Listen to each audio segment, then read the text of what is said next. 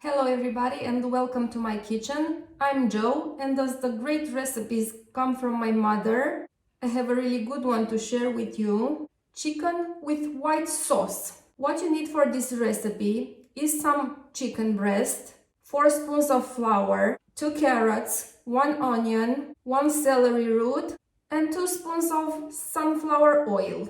Okay, here we go. First, we put the chicken breast in a pot in water and we boil it. Meantime, I'm gonna cut the vegetables, the onion in 4 pieces. I will use a quarter of celery root and I will cut it in 3. And the carrots in 2. Now I'm just gonna wait for the chicken to boil. As the chicken is boiled now, I'm gonna add the vegetables.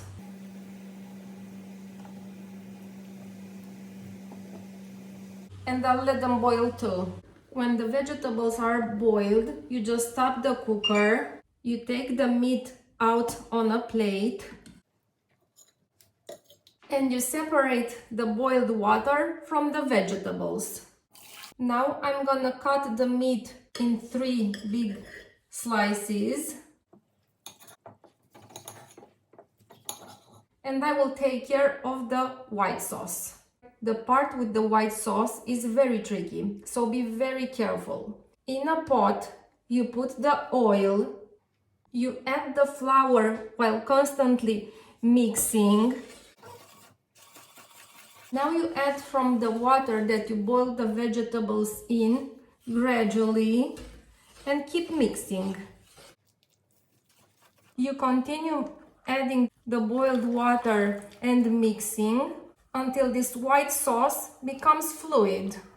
After the sauce is fluid, you just start the cooker, low temperature, and you continue mixing.